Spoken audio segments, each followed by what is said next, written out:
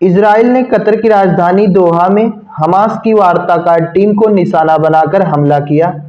इस हमले में हमास के 6 सदस्यों की मौत हो गई, जिसको लेकर अब दुनिया भर से प्रतिक्रिया सामने आने लगी है। दुनिया भर के तमाम देशों ने इसकी निंदा करते हुए क्या कहा, आइए उसको भी देख लेते हैं। सबसे पहले हम देख लेते हैं कि कतर में हमला हुआ है तो कतर की तरफ से क्या कहा गया। कतर के प्रधानमंत्री हैं मोहम्मद बिन अब्दुल रहमान अल थानी।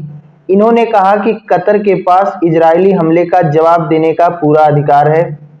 अपनी सुरक्षा व क्षेत्रीय स्थिरता को खतरे में डालने वाली किसी भी लापरवाह कार्रवाई या आक्रामकता के खिलाफ वह कड़े कदम उठाएगा।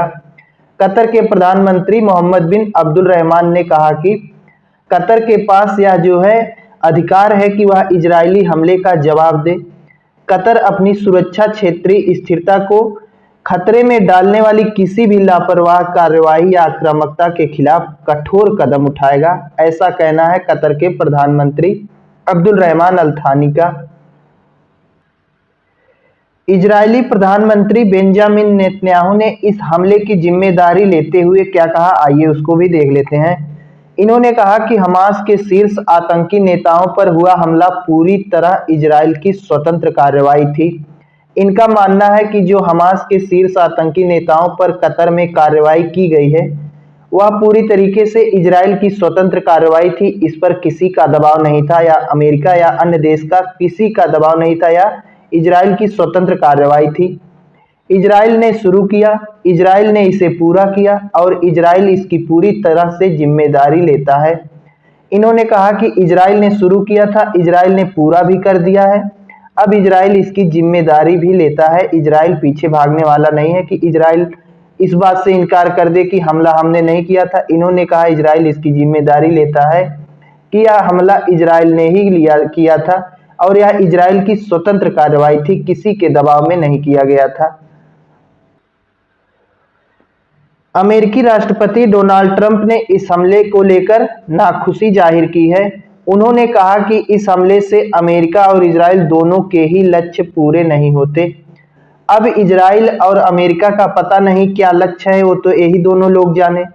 अब उनका मानना है कि यह जो हमला हुआ है वह हमला लक्ष्य पूरा करने की तरफ नहीं है। इससे ना तो इजराइल का लक्ष्य पूरा होगा, ना ही अमेरिका का। तो इन्होंने नाखुशी जाहिर की है इस हमले को लेकर। हालांकि इजराइल ने पहले ही कह दिया था इनसे कि हम हमला करने जा रहे हैं। अगर नाखुशी ही जाहिर करनी है तो आपको उस समय मना कर देना चाहिए था कि हमला मत करो, लेकिन इन्होंने मना नहीं किया। बस केवल फॉर्मेलिटी के लिए आकर दिखाने के लिए अपना पोस्ट कर देते हैं कि हम इससे खुश नहीं हैं। जब खुश नहीं थे, जब इजराइल आपको बता रहा था, सूचना दे रहा था, उसी समय मना कर देना चाहिए था। इजराइल ने स्पष्ट कहा कि हमने अमेरिका को पहले ही बता दिया था और कतर को भी पहले सूचना दे दी थी कि हम हमला करने जा रहे हैं। उसके बाद सऊदी अरब के क्राउन प्रिंस मोहम्मद बिन सलमान ने इस हमले को लेकर इजराइल को गंभीर परिणाम भुगतने की चेतावनी दी है। सऊदी अरब के क्राउन प्रिंस हैं मोहम्मद बिन सलमान। इन्होंने कहा कि इजराइल ने जो हमला किया है अब वह गंभीर परिणाम भुगतने के लिए तैयार रहे।